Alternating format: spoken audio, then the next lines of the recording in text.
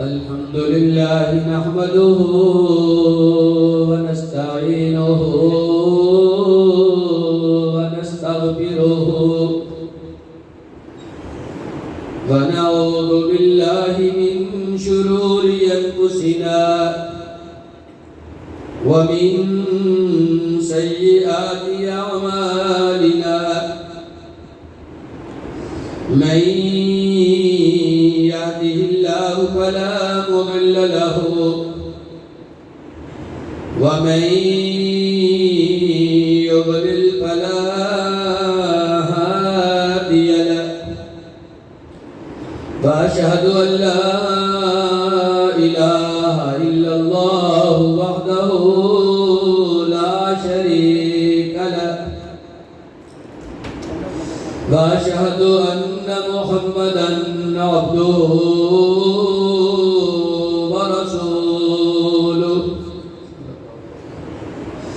أرسله بالحق بشيرا ونذيرا وداعيا إلى الله بإذنه وسراجا منيرا اللهم صل على محمد وعلى آل محمد كما صليت على إبراهيم وعلى آل إبراهيم إنك حميد مجيد اللهم بارك على محمد وعلى آل محمد كما باركت على إبراهيم وعلى آل إبراهيم إنك حميد مجيد رب اشرح لي صدري ويسر لي أمري واحلل عقدة من لساني يفقهوا قولي رب زدني علما أما بعد فإن خير الحديث كتاب الله وخير الهدي هدي محمد صلى الله عليه وسلم وشر الأمور محدثاتها وكل محدثة بدعة وكل بدعة ضلالة وكل ضلالة في النار أما بعد فأعوذ بالله السميع العليم من الشيطان الرجيم بسم الله الرحمن الرحيم فليحذر الذين يخالفون عن أمره أن تصيبهم فتنة أو يصيبهم عذاب أليم سب تعریفیں اللہ رب العزت کے لیے، بے شمار درود و سلام جناب حضرت محمد الرسول اللہ صلی اللہ علیہ وسلم کی شخصیت مبارکہ پر۔ محترم حضرات، آپ کے سامنے 18ویں پارے سورہ نور کے آخری رکوع میں سے ایک آیت مبارکہ کا کچھ حصہ تلاوت کیا ہے۔ اللہ رب العزت ارشاد فرماتے ہیں کہ وہ لوگ جو میرے رسول حضرت محمد صلی اللہ علیہ وسلم کی مخالفت کرتے ہیں، الٹ چلتے ہیں میرے نبی کریم کی بات پہ، ان کو ڈر جانا چاہیے، ان پر لازم ہے کہ ڈر جائے، فرض ہے ان پر ڈر جائے۔ یہ چاہیے چاہت والا نہیں ہے کہ مرضی ہے تو ڈر جائے، مرضی ہے تو نہ ڈرے۔ یہاں یہ جو ساتھ لام آئی ہے یہ وجوب کے معنی دیتی ہے فرض ہے ان پر کہ نبی کریم علیہ السلام کی مخالفت کرنے سے ڈر جائے. اگر وہ نہ ڈرے ان تصیبہم فتنہ تو ان کو فتنوں میں مبتلا کر دیا جائے, آزمائشوں میں, سختیوں میں مبتلا کر دیا جائے, اور یصیبہم عذاب علیم یا ان کو دردناک عذاب میں مبتلا کر دیا جائے. دردناک عذاب. یہاں سے علم یہ ہوا کہ وہ شخص بہت ہی کامیاب ہے, وہ شخص بہت عظیم انسان ہے جس کو اللہ رب العزت نبی کریم علیہ السلام کی سنت کی محبت عطا کر دیتے, پیار عطا کر دیتے, اس کو دین کا فہم عطا کر دیتے, سنت کا فہم اللہ تعالیٰ سمجھ اس کو عطا کر دیتے. پھر اس کا اوڑھنا بچھونا, سونا جاگنا سارا کچھ اطاعت رسول کے دائرے میں ہوتا ہے. اس کو اللہ کے رسول صلی اللہ علیہ وسلم کے فرمان کی اہمیت کا پتہ لگ جاتا ہے. ایسا شخص عظیم انسان ہے جس کو یہ پتہ لگ جائے دنیا میں کہ نبی کریم علیہ السلام کا مقام و مرتبہ کیا ہے. صرف آپ کی شخصیت کا مقام و مرتبہ نہ پتہ چلے بلکہ جو آپ کا فرمان ہے اس کی اہمیت کا بھی پتہ لگ جائے. کیونکہ جب تک کوئی انسان کسی شخصیت کے فرمان سے محبت نہیں کرتا الگ سے اس کی شخصیت سے محبت ثابت نہیں ہو سکتی. وہ شخص عظیم انسان ہے. اور یہاں سے یہ بھی پتہ چلا یہ جو سنت ہے, جو نبی کریم علیہ السلام کی فرما برداری ہے, اطاعت ہے, یہ انسان کو مشکلوں سے نکالتی ہے, یہ پریشانیوں سے نکالتی ہے. سنت ایک ایسی کشتی ہے کہ جو انسان اس کے اوپر بیٹھ کے سفر کرتا ہے وہ کبھی غرق نہیں ہو سکتا, وہ کبھی ڈوب نہیں سکتا. سمندر کے طوفان جیسے بھی ہوں, ہوائیں کیسی بھی ہوں, موجیں اور لہریں کس قدر شدید بھی کیوں نہ ہوں, اگر انسان سنت والی کشتی کے اوپر سوار ہے وہ ڈوب نہیں سکتا. میرے بھائیوں, اس آیت مبارکہ سے یہ بھی ہمیں علم ہوا کہ جو شخص رسول کریم علیہ السلام کی اطاعت کا دامن ہاتھ سے چھوڑ دیتا ہے اس کے لیے اللہ تعالیٰ نے 2 سزائیں مقرر کی ہیں. دونوں سزائیں بہت شدید ہیں. پہلی یہ سزا ہے ان تصیبہم فتنہ کہ اللہ رب العزت اسے آزمائشوں میں مبتلا کر دیں گے, اسے فتنوں میں مبتلا کر دیں گے, اسے پریشانیوں میں مبتلا کر دیں گے, وہ نکل ہی نہیں سکتا پریشانیوں سے. اور دوسری اس کی یہ سزا ہے عذاب علیم, اللہ رب العزت اسے دردناک عذاب میں مبتلا کر دیں گے. اب یہ 2 سزائیں ہیں.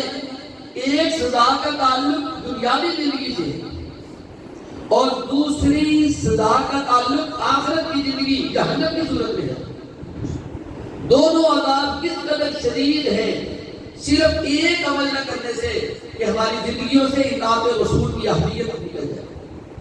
ہم سمجھتے ہیں شاگرد عبادات میں اطاعت چاہیے, نماز سنت کے مطابق ہو, روزہ سنت کے مطابق ہو, حج سنت کے مطابق ہو, زکات سنت کے مطابق ہو, سحری افطاری سنت کے مطابق ہو, قیام اللیل سنت کے مطابق ہو. شاید یہی اطاعت رسول ہے. صرف یہی اطاعت رسول نہیں ہے. میرے اور آپ کے معاملات بھی اطاعت رسول کے دائرے میں آتے ہیں. میرا اور آپ کا کاروبار بھی اطاعت رسول کی روشنی میں ہو رہا ہو. میری اور آپ کی خوشی اور غمی بھی اطاعت رسول کے دائرے میں رہ کر کے ہو رہی ہو. میری اور آپ کی شادی, بیاہ, غمی, خوشی, رسومات, جو بھی زندگی کا معاملہ ہے, کاروبار ہے, لین دین ہے, ہمسائے کے حقوق ہیں, حقوق العباد ہیں, رشتہ داروں کے حقوق ہیں, جو بھی معاملات ہیں, ہمسائے کے حقوق ہیں, یہ سود ہے, یہ کاروبار میں ملاوٹ ہے, یہ رشوت ہے, جتنے معاملات ہیں ان سب کو دیکھنے ہیں اطاعت رسول کی روشنی. کیا جائز ہے اور کیا ناجائز ہے. جو جائز ہے اس کو انسان کرنے لگے اور جو ناجائز ہے اس کو چھوڑنا جائے تو یہ اطاعت رسول ہے. ورنہ صرف یہ نعرہ غلامی رسول میں موت بھی قبول ہے, یہ اللہ تعالیٰ کو پسند نہیں ہے، صرف یہ نعرہ۔ اس نے کہا ہے اپنے معاملات میں میرے رسول کی مخالفت سے ڈٹ جاؤ، ورنہ تمہارے سارے نعرے ایک طرف، اور اگر تمہاری زندگیوں میں میرے پیغمبر کی اطاعت نہ ہوئی تو تمہیں فتنوں میں مبتلا کر دوں گا، تمہیں دردناک عذاب میں مبتلا کر دوں گا۔ اس آیت مبارکہ میں ہمیں تین باتوں کا پتہ چلا۔ ایک تو کہ رسول کریم علیہ السلام کی مخالفت نہیں کرنی چاہیے زندگی کے کسی معاملے میں بھی، اگر مخالفت کی۔ دوسرے نمبر کا پتہ چلا دنیا میں ہمیں عذاب ہوگا اور اس کی شکل فتنوں کی شکل ہوگی، اور تیسری بات کا پتہ چلا آخرت کو بھی عذاب ہوگا اور اس کی شکل میرے بھائیوں جہنم کی شکل ہوگی۔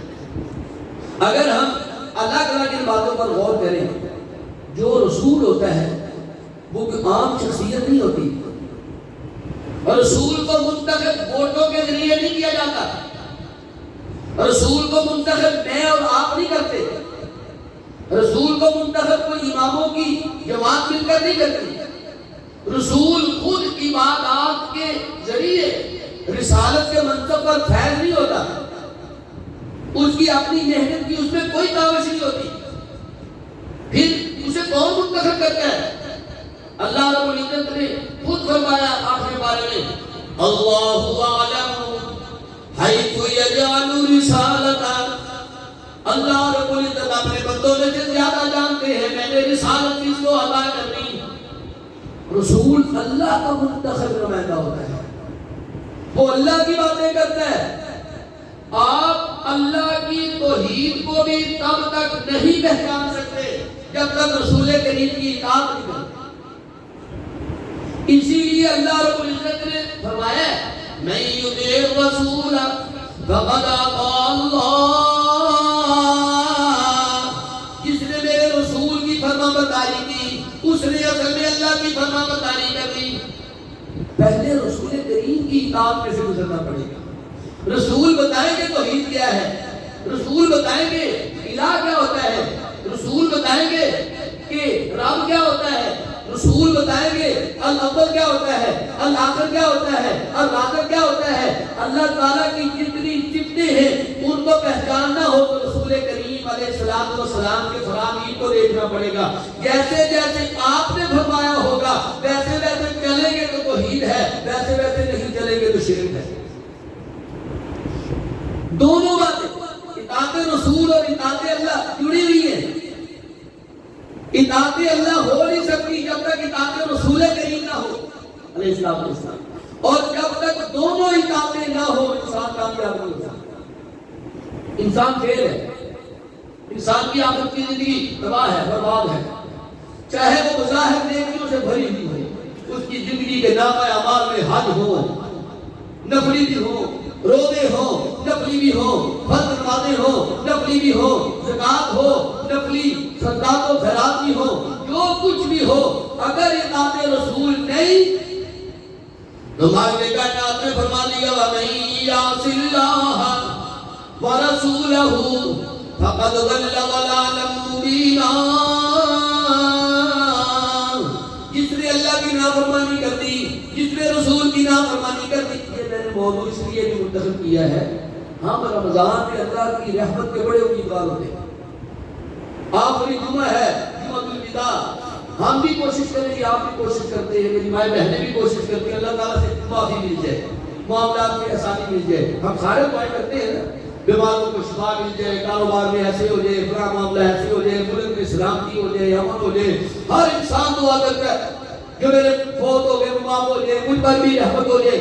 تو میرے بھائیوں یہ ساری چیزوں کا حصول، جنت مانگتے ہیں ہم لوگ، جہنم سے پناہ مانگتے ہیں، یہ ساری چیزیں اس وقت تک نہیں ہو سکتی جب تک اطاعت رسول زندگیوں میں نہیں۔ اگر آپ کے روزے اطاعت رسول میں ہیں، آپ کی خوشی کا بھی واقعی اطاعت رسول میں ہے، پھر آپ کو اللہ کی رحمت کی 100% امید رکھنی چاہیے، ورنہ اللہ تعالیٰ کے اس فرمان کو ذہن میں رکھنا چاہیے۔ اگر تمہاری زندگیوں میں میرے پیغمبر کی مخالفت آ گئی، ان تصیبہم فتنہ او یصیبہم عذاب علیم، پھر فتنے پھر پریشانیاں ہیں، پھر دکھ ہی دکھ ہے، پھر علام ہی علام ہے، پھر معاملات میں آسانی کوئی نہیں، اتنی معیشت زیادہ بینک بیلنس کوٹھیوں کا مالک ہے، زندگی میں سکون نہیں ہے. کس لیے سکون نہیں؟ کہ اس نے میرے رسول کی فرما برداری نہیں کی. اللہ نے رسول کو بھیجا کس لیے بھیجا رسول؟ خود اللہ تعالیٰ نے رسول کی بعثت کا مقصد بیان فرمایا قرآن حکیم میں. اللہ تعالیٰ فرماتے ہیں وَمَا أَرْسَلْنَا مِن رَّسُولٍ إِلَّا لِيُطَاعَ بِإِذْنِ اللَّهِ. میں نے رسولوں کو صرف اس لیے بھیجا ہے کہ اللہ کے حکم کے مطابق ان کی بات مانی جائے. صرف طریقے کروانے کے لیے نہیں بھیجا، صرف صدقے اور قربان جانا کہنے کے لیے نہیں بھیجا، صرف غلامی رسول میں موت بھی قبول ہے کہ نعرہ لگانے کے لیے نہیں بھیجا. اگر اس لیے بھیجا ہوتا تو ابو طالب بھی میرے پیغمبر کے بڑے نعرے لگاتا تھا کہ نہیں لگاتا؟ ابو لہب نے بھی نعرہ لگایا تھا نا. اس نے اپنی لوڈی آزاد کر دی، کتنی بھتیجے کی خوشی ہوئی، لیکن میرے پیغمبر کی اطاعت نہیں کی تو مالک نے جہنم کا ایندھن بنا دیا. میرے پیغمبر کے رستے کو منتخب نہیں کیا تو ہدایت نصیب نہیں ہوئی. میرے بھائیوں، ہمیں کیا کرنا چاہیے؟ آج کتنے فتنے ہیں، اس قدر زیادہ فتنوں کا عروج ہے، اور یہ نبی کریم علیہ السلام کی بشیر ہوئی ہے. آپ نے اپنے زمانہ نبوت میں اپنی پاک زبان سے یہ بات ارشاد فرما دی تھی ایک وقت آئے گا سَتَكُونُ فِتْنَةٌ، ہر طرف فتنے ہوں گے. آپ علیہ السلام نے فرمایا میں دیکھ رہا ہوں، اللہ مجھے دکھا رہا ہے کہ آسمان سے یوں فتنے گر رہے ہیں جیسے کسی کی تسبیح کی لڑی ٹوٹ جائے. ایسے فتنے گر رہے ہیں، ہر گھر میں گر رہے ہیں، ہر بازار میں گر رہے ہیں، ہر دکان میں داخل ہو رہے ہیں، ہر گلی محلے میں جا رہے ہیں، فتنے. آپ علیہ السلام نے فرمایا ایسے فتنے آئیں گے. ایک انسان صبح کے وقت مسلمان ہوگا لیکن شام ہوتے ہوتے فتنوں میں مبتلا ہو کر کافر ہو جائے گا. ایک بندہ شام کو تو مسلمان ہوگا لیکن صبح ہوتے ہوتے اتنے فتنے ہوں گے کافر ہو جائے گا. صبح کا مسلمان شام کو کافر، شام کا مسلمان صبح کو کافر. پریشانی کا زمانہ ہوگا. آقا جب ایسا زمانہ ہو جائے پھر کیا کریں؟ جب ایسا زمانہ آ جائے پھر کیا کریں؟ صحابہ کو تو پریشانی لگ گئی. ایسے فتنے ہوں گے، صبح کا مسلمان شام کو کافر، شام کا مسلمان صبح کو کافر ہو جائے تو کیا کریں؟ کیف نصنع، پھر کیا عمل کریں ہم؟ آقا علیہ السلام نے فرمایا ترجعون الی امرکم الاول، جب تمہیں فتنوں میں داخل کر دیا جائے پھر تم اپنی زندگیوں کو میرے زمانے پہ پیش کر دیں. میرے زمانے پہ پہلے دور پہ پیش کر دینا. جو میں نے اور میرے صحابہ نے کیا وہ کرتے جانا، جس سے میں نے اور میرے صحابہ نے منع کیا ہے یا ہم نے وہ عمل نہیں کیا اس سے رکتے جانا تو تم لوگ بچ جاؤ. کیسا بہترین نسخہ ہے! یہ نہیں فرمایا کہ جب فتنوں کا زمانہ آ جائے تم قرآن کے مقابلے میں اپنی کوئی کتاب نکال لینا. یہ نہیں فرمایا تم اللہ کی عبادت کے مقابلے میں کسی درگاہ کو اختیار کر لینا. یہ نہیں کہا کوئی کہتا ہے کہ میں تو بس علی حجیری کا ماننے والا ہوں، مجھے جو وہاں سے مل جائے گا وہ کروں گا. کوئی کہتا ہے میں تو پاک پتن درگاہ پہ سجدے کرنے والا ہوں، مجھے جو وہاں سے مل جائے گا وہ کروں گا. کوئی کہتا ہے میں تو کرما والے کا ماننے والا ہوں، مجھے جو وہاں سے مل جائے گا وہ کروں گا. کوئی کسی طرف کوئی کسی طرف. کوئی کہتا ہے میں کوئی امام ابو حنیفہ کا ماننے والا ہوں، کوئی کہتا ہے میں کوئی امام شافعی کا ماننے والا ہوں، کوئی کہتا ہے میں کوئی امام مالک کا ماننے والا ہوں، کوئی کہے گا میں تو احمد بن حنبل کے ماننے والا ہوں. آقا نے فرمایا نہیں، سب سے تمہاری محبتیں جاری رہیں، لیکن جو عمل کرنا ہے اور جس سے رکنا ہے وہ میرا زمانہ دیکھنا ہے. میرے زمانے کی طرف پلٹ آؤ، تمہارے معاملے حل ہو جائیں گے. عبادت کے مقابلے میں کوئی درگاہ نہیں، کتاب کے مقابلے میں قرآن مجید کتاب ہے، اس کتاب کے مقابلے میں کوئی اور کتاب نہیں. اور آقا علیہ السلام نبی اور رسول ہے. آپ کی نبوت اور رسالت کے مقابلے میں کوئی امام نہیں، کوئی گدی نہیں، کوئی ہستی نہیں، کوئی شخصیت نہیں، حتیٰ کہ کوئی اور نبی رسول بھی نہیں۔ آپ نے فرمایا اپنے آپ کو میرے زمانے کی طرف واپس لے آنا، تمہارے مسئلے حل ہو جائیں گے۔ اور میرے بھائیوں، اس عمل کو پھر صحابہ کی جماعت نے کیسے مانا ہے، اس کو اپنی زندگیوں کا حصہ کیسے بنایا ہے؟ آقا نے جو فرما دیا میرا اور میرے صحابہ کا زمانہ دیکھنا، فتنوں سے بچ جاؤ گے۔ آج کتنے فتنے ہیں، کتنی پریشانیاں ہیں، گھر گھر میں کتنے مسائل ہیں، ہم سمجھتے ہیں شاید ویسے ہی ہیں، ویسے ہی نہیں ہے۔ فتنوں کا سبب یہ ہے کہ ہم نے اللہ کے رسول کی اطاعت کا دامن چھوڑ دیا۔ فتنوں کا سبب یہ ہے کہ ہمیں آقا کی زندگی پسند نہیں ہے۔ تیری میری شادی اپنی مرضی کی، تیری میری غمی اپنی مرضی کی، تیرا میرا کاروبار اپنی مرضی کا، تیرا میرا لین دین اپنی مرضی کا، تیری میری عبادت اپنی مرضی کی، تیری میری نیکی اپنی مرضی کی۔ جب ہر کچھ اپنی مرضی کا ہے، آقا کی زندگی کو تیری میری زندگی میں اگر دخل ہی نہیں سوائے نہ روکے تو پھر فتنے ہی ملیں گے اور کچھ نہیں کر سکتے۔ یہ جو وبا ہے نا، کرونا وبا، یہ بھی فتنہ ہے۔ کتنا بڑا فتنہ ہے کہ اس نے ہمیں اللہ کے گھروں سے دور کر دیا۔ آپ دیکھیں لوگوں کو پتہ نہیں کیا ہو گیا، اتنا پرانا متفقہ عقیدہ کہ آب زمزم جو پی لیتا ہے اس کو شفا مل جاتی ہے۔ آقا علیہ الصلوۃ والسلام نے فرمایا آب زمزم میں اتنی برکت ہے، جس مقصد کے لیے پیا جائے اللہ وہ مقصد حل کر دیتے ہیں۔ لیکن کتنا بڑا فتنہ ہے، وہاں پہ مسلمانوں کا جانا بند کر دیا گیا۔ جس پانی میں شفا تھی وہاں سے خوف پیدا کر دیا گیا ہے۔ جس بیت اللہ میں بیٹھ کے ڈائریکٹ یوں ہوتا ہے تو بندہ وہاں جاتا ہے نا، یہاں بھی ایسے ہی ہوتا ہے، لیکن وہاں جا کر زیادہ وہ ایک ربط اور تعلق پیدا ہو جاتا ہے۔ جب بندہ خانہ کعبہ کے صحن میں سجدہ کرتا ہے نا، یوں لگتا ہے جیسے سیدھا اس نے اللہ کے قدموں میں سجدہ کر دیا۔ لیکن ہمارے عملوں کی وجہ سے بیت اللہ ہمارے لیے بند کر دیا گیا، مسجدیں ہمارے لیے بند کی جا رہی ہیں۔ جہاں سے لوگوں نے معافی مانگنی تھی، جہاں پہ لوگوں نے آ کر توبہ کر دی، مال تو جانا ہی ہے، توبہ تو کر لیں، مال تو جانا ہی ہے، اپنے عملوں کی معافی تو مانگ لیں۔ اور مسجد اس معافی کا ایک بڑا پیارا ربط ہے، لیکن ہم فتنوں میں مبتلا ہو گئے۔ پتہ کیوں؟ ہمیں اللہ کے رسول کے فرمانوں سے محبت نہیں رہی، ہمیں پیار نہیں رہا، ہماری اپنی مرضی آ گئی۔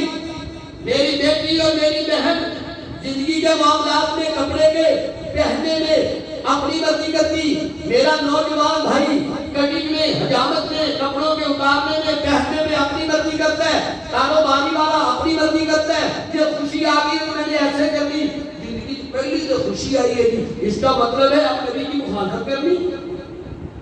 پہلی خوشی ہو تو نبی کی مخالفت ہو سکتی ہے؟ مخالفت کرنے والے نوجوانوں سن لو، اللہ کا فرمان ہے میں تمہیں فتنوں میں مبتلا کر دوں گا۔ آقا فتنوں سے کیسے بچیں گے؟ فرمایا جیسا میرا زمانہ ہے ایسی زندگی گزارنی شروع کر دینا۔ اور میرے صحابہ نے اس بات پر کتنا عمل کیا۔ جناب امیر المومنین حضرت عمر بن خطاب رضی اللہ تعالیٰ عنہ خطبہ دینے کے لیے کھڑے ہوئے، ساتھیوں کو مخاطب کیا اور کہا مجھے ذرا بتانا، اگر میں تمہیں کوئی ایسی بات کہہ دوں جو اللہ کے قرآن میں نہ ہو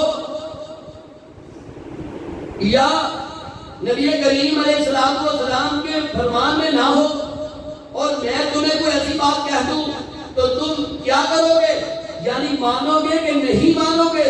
صحابہ کا مجمع ہے، خاموشی لگی ہوئی ہے، پیچھے والی صفوں سے ایک کمزور سا مارا تھا بندہ، دیہاتی سا، جسم کا بھی کمزور، طاقت کا بھی کمزور، پیچھے سے کھڑا ہوا، اس نے اپنی تلوار کے اوپر سے کپڑا اتارتا جا رہا ہے اور عمر بن خطاب کو مخاطب کر کے کہتا ہے لَوْ رَأَيْنَا بِكَ اِرْتِجَاجًا لَقَطَّعْنَا بِسُيُوفِنَا اے عمر، اگر ہم نے دیکھا تیری بات تیرا عمل قرآن کے مخالف ہے، نبی کریم کے فرمان کے مخالف ہے، اگر ہم نے دیکھا ہم اپنی تلواروں سے تجھے سیدھا کر دیں گے۔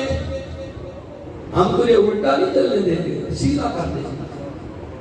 امیر المومنین اللہ تعالیٰ کا شکر ادا کر رہے ہیں، یا اللہ تیرے بندے ایسے موجود ہیں، عمر بن خطاب بھی اگر رستے سے ہٹے گا تو وہ اس کو سیدھے رستے پہ چلا دے گا۔ کیا آپ نے ایسے ہی محبت ہے کسی رسول سے صلی اللہ علیہ وسلم سے؟ اتنے فراغ سن کے کیا ہمارے ساتھ ایسے ہی جھک جاتے ہیں جیسے صحابہ کے جھک جاتے تھے؟ بہت بڑا مسئلہ پیش ہو گیا صحابہ کی زندگی میں، حج تمتع کا مسئلہ پیدا ہو گیا۔ حج کی 3 قسمیں ہیں، ان میں سے ایک قسم ہے حج تمتع۔ تمتع کا معنی ہوتا ہے فائدہ اٹھانا۔ ہم لوگ جو ادھر سے جاتے ہیں نا حج کرتے ہیں، ہم عمرہ کرتے ہیں، پھر احرام کھول دیتے ہیں، پھر حج کے جام میں حج کا احرام باندھ لیتے ہیں، اس کو کہتے ہیں حج تمتع۔ ایک ہی سفر میں عمرہ بھی کر لینا اور پھر احرام کی پابندیوں سے آزاد ہو جانا اور پھر دوبارہ احرام باندھ کے حج کر لینا، اس کو کہتے ہیں حج تمتع۔ نبی کریم علیہ السلام نے حج تمتع کو پسند فرمایا تھا۔ آقا کے دور کے بعد صحابہ کے پاس اس قدر زیادہ وسائل نہیں تھے ابھی کہ وہ جیسے آج کل لوگ عمرے میں جاتے ہیں کہ ایسے معاملے چلتے رہے، کو آیا کو گیا، کو آیا کو گیا۔ زیادہ لوگ حج کے موقع پر اکٹھے ہوتے تھے۔ حضرت ابوبکر صدیق رضی اللہ تعالیٰ عنہ، حضرت عمر بن خطاب رضی اللہ تعالیٰ عنہ، انہوں نے کہہ دیا جو بندہ حج پہ جائے گا صرف حج ہی کرے، عمرے کے لیے پھر کبھی جائے۔ نیت یہ تھی کہ حرم میں رونق لگی رہے، حرم میں رونق لگی رہے، حرم بھرا رہے، اللہ کے گھر میں عبادت ہوتی رہے۔ لوگوں نے یہ مسئلہ پوچھ لیا عبداللہ بن عباس رضی اللہ تعالیٰ عنہما سے، اے عباس چلے لے عبداللہ ذرا بتانا حج تمتع افضل ہے کہ اکیلا حج کیا جائے تو وہ افضل ہے؟ عبداللہ بن عباس کہنے لگے حج تمتع کرنا چاہیے، کیونکہ نبی کریم علیہ السلام نے حج تمتع کو پسند فرمایا ہے۔ ساتھی کہنے لگے تم کہتے ہو حج تمتع کرنا چاہیے، ابو بکر تو کہتے تھے حج تمتع نہیں کرنا چاہیے، عمر بن خطاب کہتے تھے حج تمتع نہیں کرنا چاہیے۔ اتنی بڑی شخصیات عبداللہ بن عباس رضی اللہ تعالیٰ عنہما فرمانے لگے یوشک ان تنزل علیکم حجارۃ من السماء اقول قول رسول اللہ فتقولون قال ابو بکر وعمر۔ کہتے ڈر جاؤ مجھے شک پڑ گیا ہے کہیں تم پر آسمان سے پتھروں کی بارش نہ ہونے لگ جائے، توبہ کر لو، میں تمہیں کہہ رہا ہوں اللہ کے رسول نے یوں فرمایا اور تم مجھے ابو بکر و عمر کی مثالیں دیتے ہو۔ اللہ اکبر اللہ، یعنی اللہ کے رسول کی بات کے مقابلے میں تم ابو بکر و عمر کی بات کرتے ہو، تم پر کہیں آسمان سے پتھروں کی بارش نہ ہونے لگ جائے، اس لیے فوری طور پہ ڈر جاؤ۔ میرے بھائیوں یہ کوئی شخصیات عام شخصیات ہیں؟ ابو بکر و عمر رضی اللہ تعالیٰ عنہ کوئی عام شخصیات ہیں؟ کتنی اہم ہیں، دین میں ان کو کس قدر مقام حاصل ہے۔ ایک رات کا وقت ہے، نبی کریم علیہ السلام اپنے گھر سے نکلے، رستے میں آپ کو جناب حضرت ابو بکر صدیق رضی اللہ تعالیٰ عنہ مل گئے۔ آپ نے اپنے دوست سے پوچھا ابو بکر اس وقت کدھر؟ کہا آقا بھوک لگی ہوئی ہے، نیند نہیں آ رہی تھی، میں نے سوچا باہر جاتا ہوں کہیں سے کچھ کھانے کو مل جائے۔ آقا علیہ السلام نے ابو بکر کا ہاتھ پکڑ لیا اپنے دائیں ہاتھ سے، کچھ آگے چلے، آگے دوسرا یاد لیا امیر المومنین عمر بن خطاب رضی اللہ تعالیٰ عنہ۔ آقا نے پوچھا عمر اس وقت کدھر؟ کہا آقا بھوک لگی ہوئی ہے، رات کا وقت تھا، نیند نہیں آ رہی تھی، بھوک کی وجہ سے باہر نکل آیا کہیں کچھ کھانے کو مل جائے۔ آقا نے اس کا ہاتھ اپنے بائیں ہاتھ میں پکڑ لیا، ایک دوست دائیں طرف ایک دوست بائیں طرف یوں کر کے جا رہے ہیں، اور آقا علیہ السلام کو خود یہ منظر اتنا پسند آیا، اتنا پیارا لگا، آپ علیہ السلام نے فرمایا ہاکذا نبعث یوم القیامہ، جب کل قیامت والا دن ہوگا ہم اسی طرح اٹھائے جائیں گے، اسی طرح اٹھائے جائیں گے، دائیں ابو بکر ہوگا بائیں عمر بن خطاب ہوں گے رضی اللہ تعالیٰ۔ اس کا مطلب ہے کہ عام شخصیات نہیں تھی، ان کی فضیلت کا موضوع نہیں ہے ہمارا. فضیلت بیان کروں تو کہاں بات جا پہنچے. آپ صرف ایک بات اور سن لیں ان کے بارے میں. حضرت عمر کے بیٹے عبداللہ بن عمر رضی اللہ تعالیٰ عنہ فرماتے ہیں كنا نقول ورسول الله حي افضل هذه الامه بعد نبيها ابو بکر ثم عمر. کہتے اللہ کے رسول زندہ تھے اور ہم یہ کلمہ کہتے ہوتے تھے. ہم سے کون مراد ہے؟ صحابہ کی جماعت. اس کا مطلب ہے یہ سارے صحابہ کا متفقہ مسئلہ تھا. سارے صحابہ کا اس بات پر اجماع تھا. کہتے ہم کہتے ہوتے تھے اور اللہ کے رسول اس وقت ابھی زندہ تھے. اس کا مطلب ہے ہماری اس بات کا علم اللہ کے رسول کو بھی تھا صلی اللہ علیہ وسلم. اور نبی پاک کسی بات پر خاموش ہو جائیں وہ بھی حدیث رسول ہوتی ہے. اس میں بھی میرے آقا کی یوں ہی مہر ہوتی ہے جیسے آپ نے زبان سے کوئی بات فرمائی ہو تو وہ مہر ہوتی ہے. ہم کہتے تھے اللہ کے رسول اس وقت زندہ تھے. اے عبداللہ بن عمر آپ لوگ کیا کہتے تھے؟ ہم کہتے تھے افضل هذه الامه بعد نبیها. اللہ کے رسول کے بعد اس امت میں سب سے زیادہ مرتبہ اگر کسی کو حاصل ہے تو وہ ابو بکر ہے. ابو بکر کے بعد ثم عمر.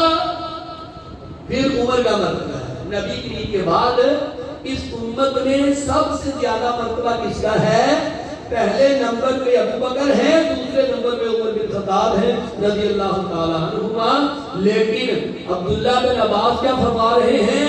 کہیں تم پر پتھروں کی بارش نہ ہو جائے. میں تمہیں اللہ کے رسول کی بات بتاتا ہوں, تم مجھے ابو بکر اور عمر کی بات بتاتے ہیں رضی اللہ تعالیٰ. کیا پتہ چلا؟ آقا کی بات آ جائے تو اس کے مقابلے میں امت کی بہترین فضیلتوں والی شخصیات کی بات بھی رد کر دی جائے گی. نہیں رد کی جا سکتی تو اللہ کے رسول کی بات نہیں رد کی جا سکتی. آج میں اور آپ کوئی اہمیت نہیں دیتے. اپنی مرضی کر رہے, زندگی اپنی مرضی کی, اٹھنا بیٹھنا اپنی مرضی کا, لباس اپنی مرضی کا, کھانا پینا اپنی مرضی کا, معاملات اپنی مرضی کے, کاروبار اپنی مرضی کا, عبادت اپنی مرضی کی, عیدیں بنا لی تو اپنی مرضی کی, رسومات تیار کر دی تو اپنی مرضی کی, اور کہہ دیے کہ کیا حرج ہے. اور تمہیں حج کا بھی پتا اتنا بڑا حرج ہے کہ اللہ کے رسول نے نہیں فرمایا اور ہم اس کو دین میں داخل کر دیں. حرج کی تم لوگ سمجھتے کس قدر زیادہ قدر و قیمت ہے آقا علیہ السلام کے فرمان کی. میں آپ کو صحیح بخاری کی ایک اور روایت میں لے چلتا ہوں. اللہ اکبر اللہ اکبر. امام بخاری رحمہ اللہ نے یہ اپنی صحیح بخاری میں یہ واقعہ نقل کیا ہے. عبداللہ بن مسعود رضی اللہ تعالیٰ عنہ تقریر فرما رہے ہیں. لوگ سن رہے ہیں, خواتین بھی سن رہی ہیں. جیسے آج جمعہ ہے, مرد بھی سن رہے ہیں, خواتین بھی سن رہے ہیں. عبداللہ بن مسعود خطاب فرما رہے ہیں. دوران گفتگو فرمایا لعن اللہ الواسلہ والموصولہ والواشمہ والمتبسمہ والمتنسمہ. اللہ تعالیٰ نے لعنت کی ہے.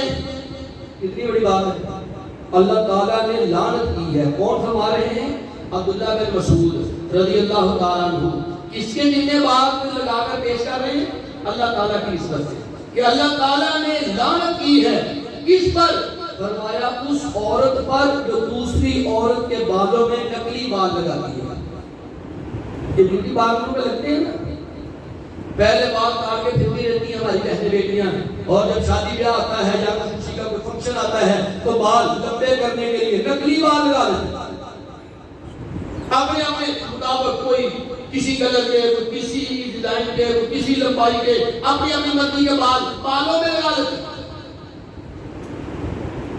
عبداللہ بن مسعود فرماتے ہیں اللہ تعالیٰ نے اس عورت پر لعنت کی ہے جو بال لگاتی ہے, اور اس پر بھی لعنت کی ہے جو بال لگواتی ہے.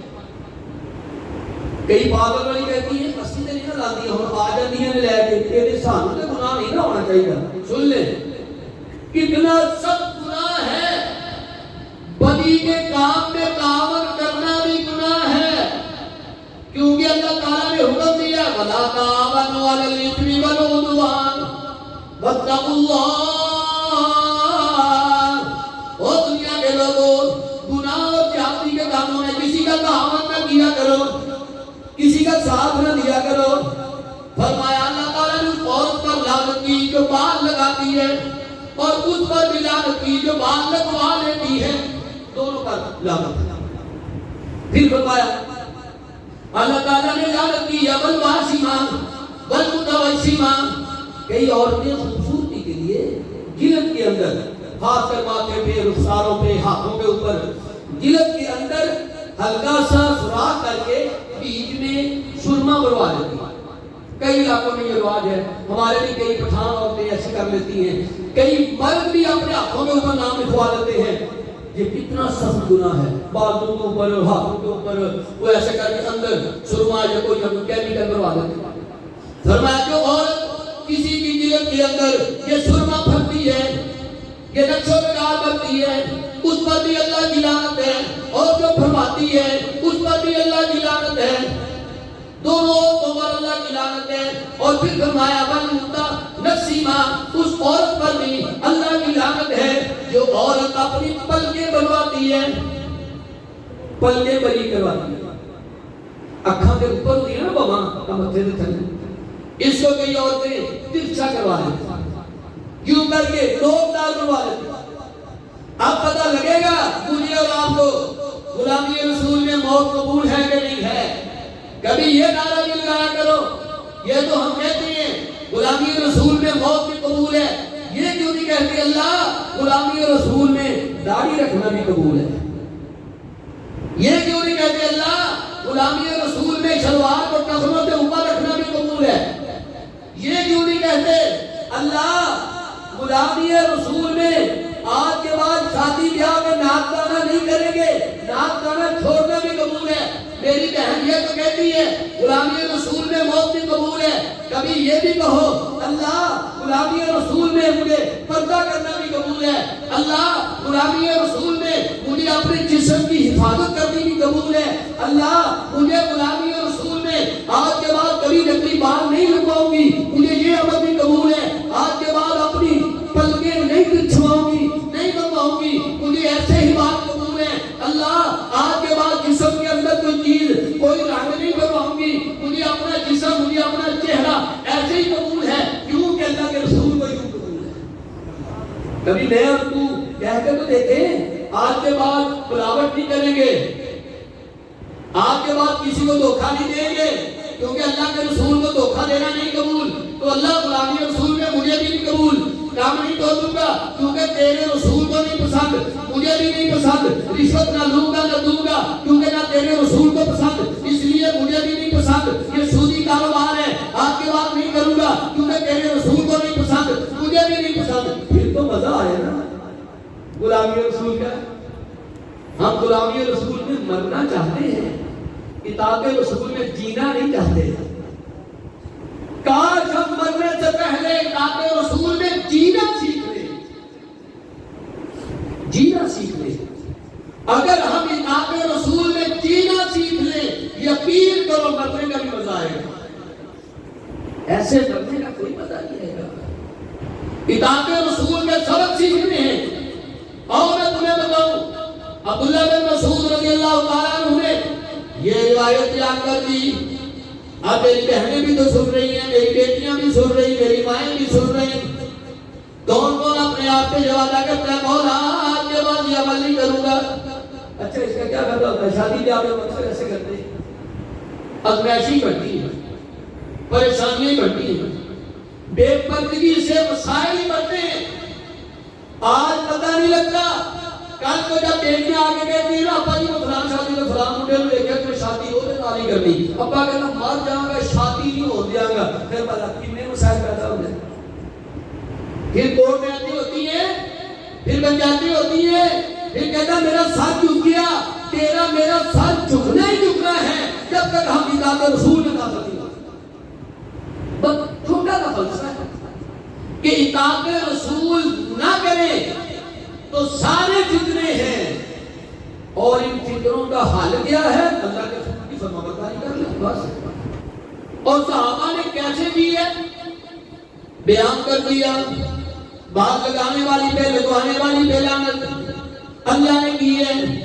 اپنے جسم کے اندر رنگ بنوانے والی سے بھرنے والی پہ لعنت, اپنی پلکیں بریک کروانے والی پہ لعنت. خطاب ختم ہو گیا.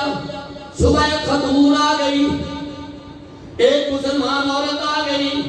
اس نے کہا عبداللہ بن مسعود تو نے کل یہ بیان کر دیا کہ اللہ نے فرمایا ہے, میں نے تو جا کر کے سارا قرآن پڑھ ڈالا.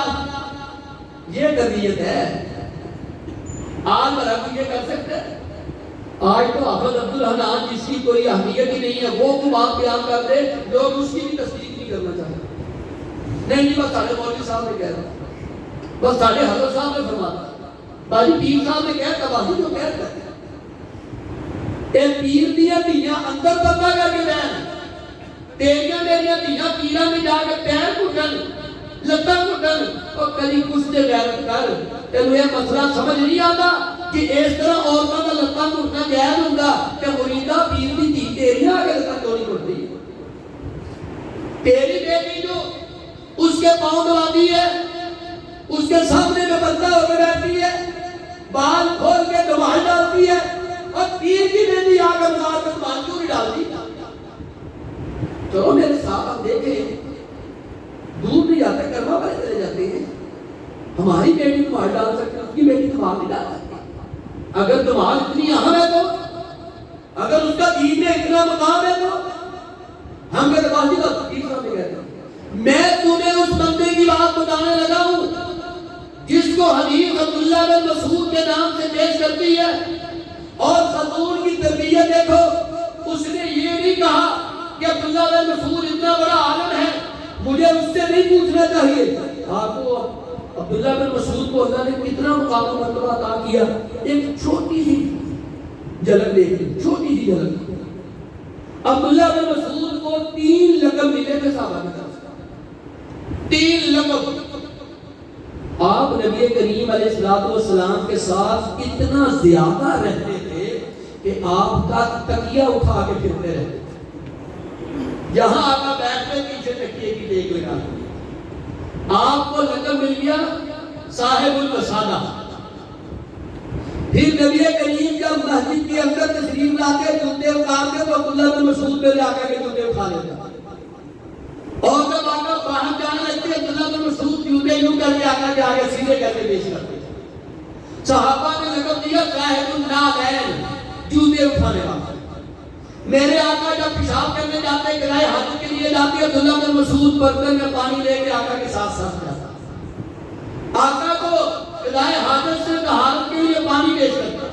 آقا واپس ہوتے تو پانی سے وضو کراتا, یوں کر کے برتن سے پانی ڈالتا. آقا نیچے ہاتھ کر کے کبھی دھوتے ہوں گے, کبھی خلال کرتے ہوں گے, کبھی منہ میں پانی ڈالتے ہوں گے, کبھی ناک میں پانی ڈالتے ہوں گے, کبھی اپنے چہرہ مبارک دھوتے ہوں گے, کبھی بازو دھوتے ہوں گے, سر کا مسح کانوں کا مسح کرتے ہوں گے, پاؤں دھوتے ہوں گے. عبداللہ بن مسعود تیری خوش قسمتی کے کیا کہنے, تو اوپر پانی ڈال رہا ہے, آقا کو وضو کرا رہا ہے. لوگ کہتے ہیں یہ تو صاحب الطہور ہے, یہ تو وضو کروانے والا ہے, اس کو اتنے اتنے لقب دے دیے صحابہ نے. یہ صاحب الوسادہ جا رہا ہے, صاحب النعلین جا رہا ہے, صاحب الطہور جا رہا ہے.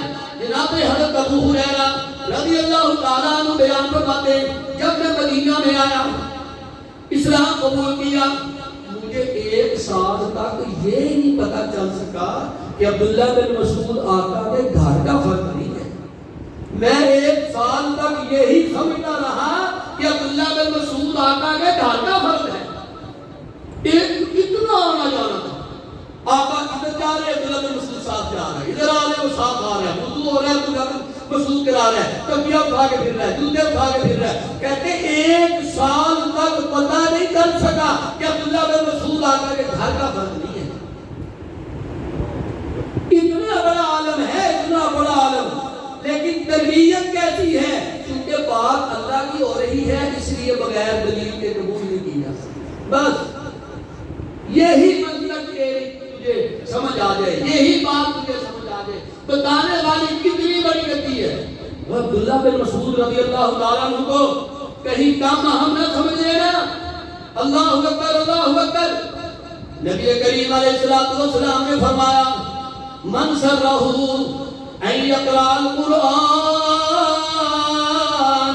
کما انزل فلیقرأ علی قراءۃ ابن ام عبد. آقا علیہ الصلوۃ والسلام نے فرمایا جبریل امین مجھ پہ قرآن لینے اترتے ہیں اور پھر پہلے خود پڑھتے ہیں پھر میں پڑھتا ہوں. اب کسی نے جبریل امین کو قرآن پڑھتے نہیں سنا, صرف آقا نے سنا ہے. لوگوں کے دلوں میں خیال تو آتا ہوگا آقا اتنا پیارا پڑھتے نوریوں کا سردار کیسے پڑھتا ہوگا, جبریل امین قرآن کیسا پڑھتے ہوں گے.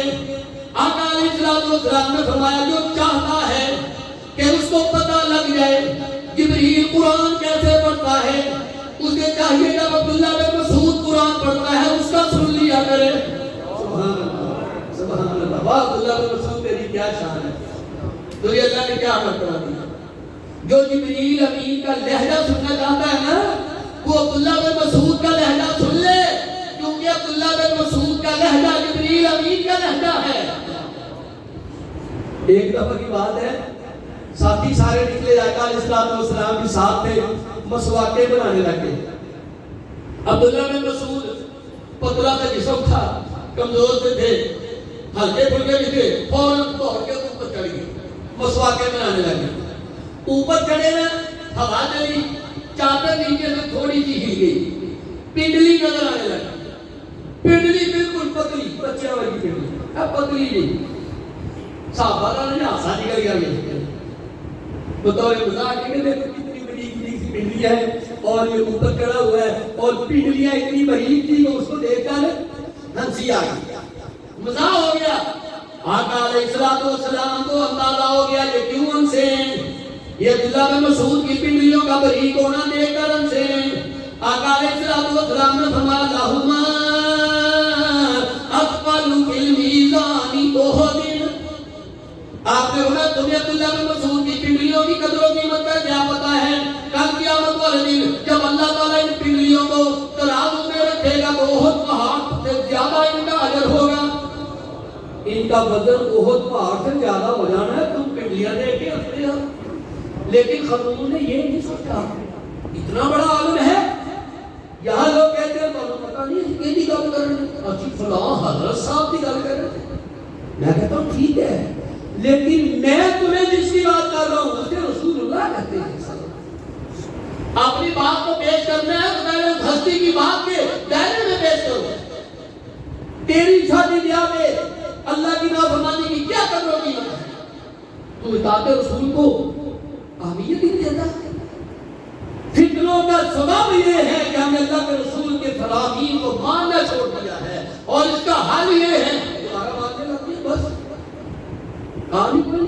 اپنے کاروبار کو, لین دین کو, عبادات کو, نماز کو, طریقہ نماز کو, حج کو, ذکر اذکار کو, روزے کو, زکات کو, جس معاملے کو بھی ہے, خوشی ہے, غمی ہے, کپڑوں کا لباس ہے, پہننا ہے, اتارنا ہے, بال ہے, کٹنگ ہے, دامن ہے, سارا کچھ کوشش تو کریں کہ بات صرف مرنا ہی ہے, جینا نہیں ذات رسول.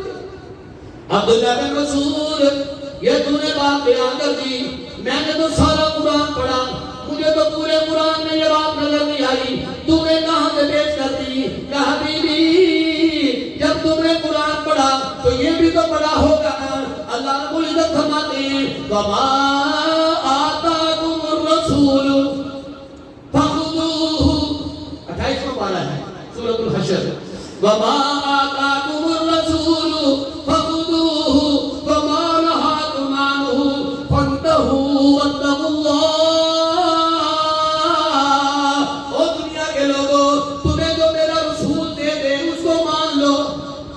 اور جس سے میرا رسول روک دے اس سے رک جاؤ. بی بی یہ جو میں نے تیرے سامنے بات بیان کی ہے یہ اللہ کے رسول نے فرمایا ہے, اور اللہ نے کہا ہے جو میرا رسول کہہ دے وہ مان لو, کہ جو رسول کی بات ہے وہ اللہ کی بات ہے. بس جب اس عورت کو دلیل مل گئی پھر اس نے چونکہ چنانچہ نہیں کیا, پھر اس نے یہ نہیں کہا کہ شادی کا فنکشن نکل جائے بات میں. آج ہمیں معافی چاہیے، آج کامیابی چاہیے، آج عزت چاہیے، آج معاملات کا حل چاہیے، بات رسول نہیں چاہیے، پھر نہیں آگے ہو سکتا۔ آپ کو مزید سمجھ آ جائے آج کے مضمون کی آخری بات سن لیں۔ میں ایک ایسے صحابی کا قول آپ کے سامنے پیش کرنے لگا ہوں جس کو اللہ تعالیٰ نے بڑا مقام مرتبہ عطا کیا۔ ہر صحابی کو کی ہے، کسی کی کچھ فضیلتیں ہیں، کسی کی کچھ فضیلتیں ہیں۔ حضرت سلمان فارسی رضی اللہ تعالیٰ عنہ، جس کو آقا نے کہا تھا یہ میرے اہل بیت میں سے ہے، سلمان فارسی 120 سال عمر بھائی ہے، بڑی لمبی زندگی۔ ان کا ایک قول ہے، کہتے ہیں اگر کوئی انسان پیدا ہوتا ہی حرم میں چلا جائے، خانہ کعبہ میں، بیت اللہ میں چلا جائے، پیدا ہوتے ہی وہی بات اس کی زندگی تھوڑی سی بڑی ہو اور اس کو جگہ مل جائے حجر اسود کے سامنے، کیوں نہیں، بیت اللہ ہے، حجر اسود کے سامنے ہے، اور پھر ساری عمر وہی گزارتے فرضوں میں اور نفلوں میں، جہاں ایک نماز 1,00,000 نماز کے برابر اور ایک سجدہ 1,00,000 سجدوں کے برابر، وہاں وہ ساری زندگی گزارتے، 100 سال زندگی ہو یا 80 سال زندگی ہو، پیدا ہوتے ہی حرم میں داخل ہوا ہے، حرم سے باہر نہیں نکلا، اور ساری زندگی اس کی نماز کے بغیر نہیں گزری، یا فرض پڑھ رہا ہے یا نفل پڑھ رہا ہے، اور بیٹھا کہاں ہے، حجر اسود کے سامنے بیٹھا ہے۔ فرمایا 100 سال یا 80 سال زندگی گزار کے یہ فوت ہو جائے، کل کو جب اللہ اس کو اٹھائیں گے تو اللہ اس کو بدعتی لوگوں میں اٹھائیں گے، اہل بدعت میں سے۔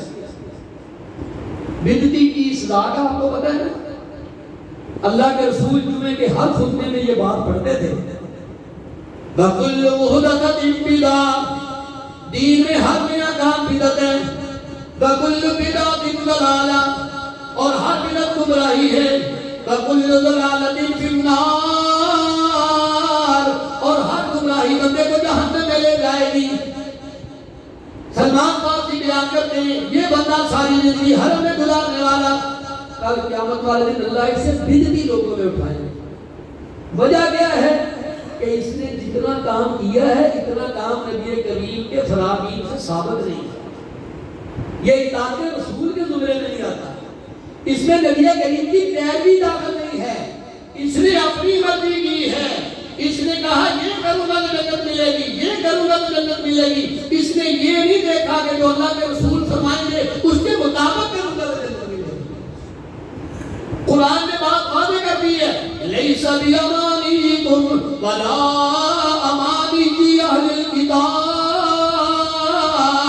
او مسلمانوں تمہیں تمہاری خواہشوں کے مطابق جنت نہیں ملتی، جیسے اہل کتاب کہتے ہیں کہ ہماری خواہشوں کے مطابق ہمیں جنت مل جائے گی، نا نا، تمہاری خواہشوں کی کیا اہمیت ہے، تمہاری آرزوؤں کی کیا اہمیت ہے، تمہارا یہ دیکھو نہیں دین کا کام نہیں ہے، دیکھو یہ اچھا کام نہیں ہے، نا نا نا، تیری خواہش نہیں، حرم میں ساری زندگی گزارنے والا سلمان فارسی بیان کرتی ہے رضی اللہ عنہ بدعتیوں میں داخل ہوگا، اس لیے کہ اس نے جتنا عمل کیا ہے کہ نبی کریم کی پیروی سے ہٹ کر کے کیا، تو آپ سمجھ جائیں نبی کریم علیہ السلام کی اطاعت، ہم صرف کہتے ہیں کہ آپ کی شان بڑی، اس میں تو کسی کو شک نہیں، اور آپ کی صورت کی شان ہے کہ آپ کی سیرت کی کوئی شان نہیں، کہ آپ کی بات کی کوئی شان نہیں، کہ آپ کے فرمان کی کوئی اہمیت نہیں۔ سن لے جیسے آقا کی صورت اعلیٰ ہے ایسے آقا کی سیرت بھی اعلیٰ ہے، جیسے آقا کا حسن اعلیٰ ہے ایسے آقا کا فرمان بھی اعلیٰ ہے، جیسے آقا کی راہ بھی اعلیٰ ہے ایسے آقا کے دین بھی اعلیٰ ہے، جیسے آقا کی عبادت بھی اعلیٰ ہے ایسے آقا کے عبادات میں معاملات، معاشیات، اقتصادیات، جنگی معاملات سارے بھی اعلیٰ ہیں۔ آقا کے پیدا ہونے سے لے کے فوت ہونے تک اور قیامت تک آپ کے فرامین زندہ اور جاوید رہیں گے، قیامت کو آپ کا سفارش فرمائیں گے، جنت میں لے کے جائیں گے، آپ کا ایک ایک لمحہ آتا ہے۔ یہ کیا ہوا، صورت تو بڑی اعلیٰ ہے اور فرمان کی بارے میری حضرت صاحب فرماتے ہیں، میرے شیخ صاحب نے فرمایا، میرے مولوی نے کہا، کوئی اہمیت نہیں ہے کس کے سامنے؟ ویسی حدیث آپ دیں، ان سے محبت کریں، پیار کریں، لیکن جب معاملہ کسی عبادات کا آ جائے، کسی دین کا معاملہ آ جائے، کسی نیکی بدی کا معاملہ آ جائے، کاروباری معاملے آ جائے، لین دین کے معاملے آ جائے، خوشی غمی کا معاملہ آ جائے، تو سارا زندگی گزارنے کا سبق کہاں سے لینا ہے؟ لَقَدْ كَانَ لَكُمْ فِي رَسُولِ اللَّهِ أُسْوَةٌ حَسَنَةٌ لِمَنْ كَانَ يَرْجُو اللَّهَ وَالْيَوْمَ الْآخِرَ وَذَكَرَ اللَّهَ كَثِيرًا۔ اور مالک کائنات نے فرما دیا قُلْ إِن كُنتُمْ تُحِبُّونَ اللَّهَ فَاتَّبِعُونِي يُحْبِبْكُمُ اللَّهُ وَيَغْفِرْ لَكُمْ ذُنُوبَكُمْ وَاللَّهُ غَفُورٌ رَحِيمٌ۔ اور آخر پہ مالک کائنات نے فیصلے جاری کر دیے وَمَن يُطِعِ اللَّهَ وَرَسُولَهُ فَقَدْ فَازَ فَوْزًا عَظِيمًا۔ جس نے اللہ کی بات مان لی، اللہ کے رسول کی بات مان لی، اللہ نے اعلان کر دیے، وہ کامیاب ہی کامیاب، دنیا میں بھی کامیاب ہے، انشاءاللہ آخرت میں بھی کامیاب ہے۔ اللہ رب العزت جو آپ لوگوں نے سنا ہے، جو میں نے بتانے کی کوشش کی ہے، اللہ رب العزت اس کو قبول و منظور فرما کر ہمارے لیے آخرت کا ذریعہ بنا دے، نجات کا ذریعہ بنا دے۔ اور جو بات میں نے بیان کی ہے، اللہ رب العزت اس کو ہم سب کو اپنی زندگیوں میں اہمیت دینے کی توفیق عطا فرما دے۔ اگر اہمیت نہ دی تو فتنے بھی رہیں گے، اور قیامت والے دن اللہ پاک فرمائے جہنم کا عذاب بھی ہمارا سامنا کرے گا، جس سے پھر ہم بچ نہیں سکتے۔ اللہ تعالیٰ اپنی رحمت سے محفوظ فرمائے۔ وآخر دعوانا ان الحمد للہ رب العالمین۔